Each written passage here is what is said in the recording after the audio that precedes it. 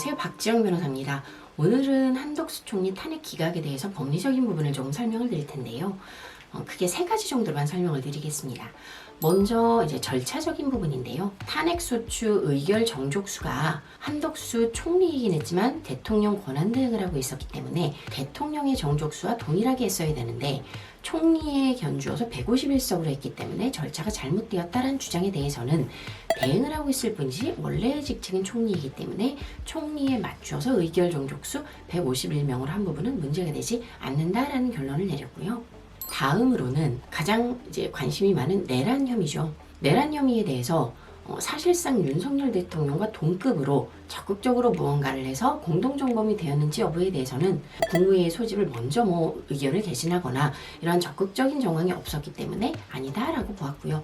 그렇다면 방조, 묵인한 부분에 대해서는 혐의가 없는지 이 부분을 좀 살펴보려면 사실은 국무회의 소집 과정부터 그 내용을 좀 알아야 되는데 그런 내용이 저희에게 이제 오픈된 부분이 없습니다. 여기저기서 이제 떠도는 의견들이라고 해봤자 한덕수 총리 본인 측에서 나온 얘기들이 많기 때문에 확인할 수는 없지만요. 이미 윤석열 대통령이 모든 결론을 내려놓고 그 국무회의 내부에서 여러 명이 반대를 했음에도 불구하고 이제 이것을 진행을 한 것인지 혹은 국무회의 내부에서 적극적으로 반대 의사를 표명하고 다른 사람들을 설득해서 이런 부분들을 막을 수 있는 위치에 있었음에도 불구하고 소극적으로 대응한 것인지 이런 내용들을 좀 살펴볼 필요는 있습니다.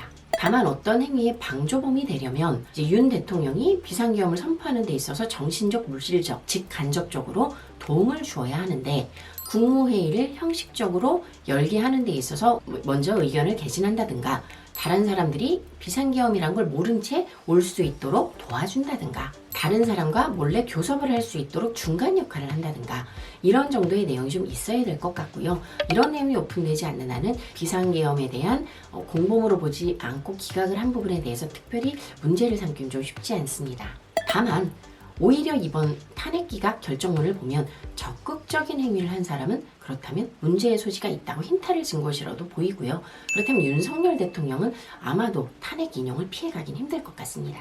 전 국민이 보는 앞에서 모든 사람들이 증언을 섰기 때문에 하나의 내용을 갖고 예를 들어서 국정원 차장인 홍장원 차장이나 국정원자의 의견이 갈리는 지점에 대해서 누구의 진술을 믿을 것인지 이 부분은 당시 TV를 통해서 어떠한 질문들이 오갔고 그들이 어떻게 답변을 했는지 모든 사람이 봤기 때문에요. 진술 신빙성을 섣불리 정치적인 견해 하나 때문에 개인적인 의견으로 바꾸기는 쉽지 않을 것 같습니다. 다음으로 살펴볼 부분은 국회에서 선출한 재판관들을 이제 임명하지 않았다는 부분인데요. 헌법과 법률에 위반되긴 하다. 왜냐? 국회가 선출했고 그들을 임명을 하는 것은 형식적인 부분인데 하지 않은 부분은 위반됐으나 국민의 신임을 배반했다고 볼 정도로 탄핵 사유로 보긴 힘들다라는 취지입니다. 글쎄요, 이 부분은 국민 여론이 지금처럼 반반으로 갈리지 않고 누구라도 이게 잘못됐다라고 여론이 형성됐다면 이런 판결이 나오지 않지 않았을까라는 의구심이 들기는 합니다. 국민적 신임을 배반할 정도라는 굉장히 추상적인 문구이기 때문인데요. 어쨌든 이 부분은 그렇게 판단이 됐고요. 남은 것은 결국은 윤석열 대통령의 탄핵 이제 심판만 남은 것 같습니다. 추가 문의 이상은 연락 주시기 바랍니다.